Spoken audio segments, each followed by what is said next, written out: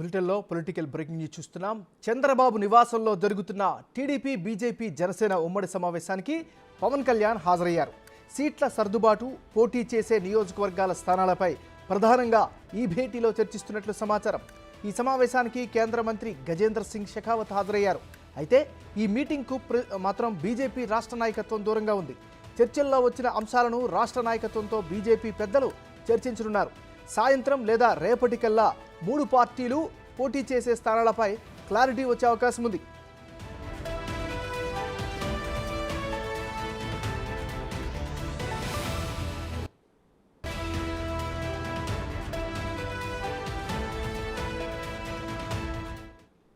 ఇక 3 పార్టీల చర్చలకు సంబంధించి మరింత అప్డేట్స్ అందించేందుకు మా రిపోర్టర్ మల్లికార్జున్ సింగ్ ఉన్నారు.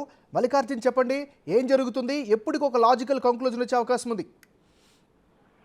సీట్లకు సంబంధించి ఇప్పటికే ఎన్ని సీట్లలో ఎవరెవరో పోటీ చేయాలనేపై కూడా కొంత స్పష్టత కూడా 3 పార్టీలు ఉన్నాయి. ఇటు 175 నియోజకవర్గాలకు సంబంధించి 30 అసెంబ్లీ నియోజకవర్గాల్లో జనసేన టీడీపీకి అవకాశం కల్పిస్తా ఉన్నా, జనసేన బీజేపీకి అవకాశం కల్పిస్తా ఉన్నారు. అలాగే పార్లమెంటు విషయాలకు వచ్చేవరకు 25 పార్లమెంటుకు సంబంధించి 8 పార్లమెంటు దానికి కూడా ఇటు జనసేన బీజేపీ కూడా పోటీ చేయబోతా ఉన్నాయి. ఈ మిగతా సీట్లకు సంబంధించి 145 సీట్లు అసెంబ్లీ నియోజకవర్గ సీట్లు, మిగతా పార్లమెంట్ నియోజకవర్గం పైన కూడా టీడీపీ పోటీ చేయబోతా ఉంది. ఇప్పటికే సీట్లకు సంబంధించి అయితే సర్దుబాటు అయితే అయిపోయింది. కానీ ఎవరు ఏ స్థానంలో, నియోజకవర్గంలో ఉన్న అసెంబ్లీ స్థానాల్లో ఏ నియోజకవర్గంలో ఏ పార్టీ పోటీ చేయాలనే దానిపై చర్చ జరుగుతున్నట్టు కూడా తెలుస్తా ఉంది. అంతేకాకుండా పార్లమెంట్ కు సంబంధించి ఏ పార్లమెంట్ లో ఎవరెవరు పోటీ చేయాలని పై కూడా స్పష్టత తీసుకునే ప్రయత్నం అయితే చేస్తా ఉన్నారు. దీనికి సంబంధించి బీజేపీ నేతలు ఇద్దరు పాల్గొనడం జరిగింది. ఇటు కేంద్ర మంత్రి షెకావత్ తో పాటు ఎంపీ వరిష్టానికి సంబంధించిన ఎంపీ కూడా బీజేపీ నేత పాల్గొనడం జరిగింది. జనసేన తరఫు నుంచి జనసేన అధినేత పవన్ కళ్యాణ్ పాల్గొన్నారు. టీడీపీ తరఫు నుంచి అధినేత చంద్రబాబు పాల్గొన్నారు. ఈ నలుగురు మధ్య కూడా ఈ సమావేశం జరుగుతున్నట్టు కూడా తెలుస్తా ఉంది.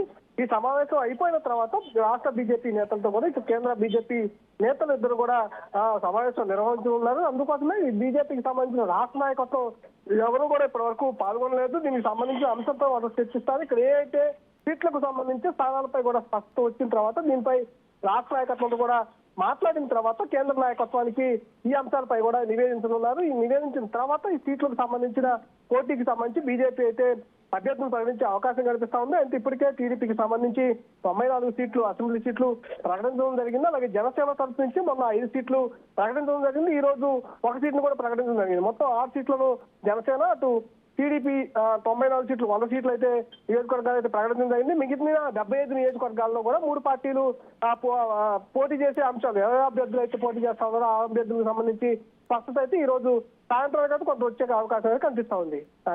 Right, thank you Mallikarjun.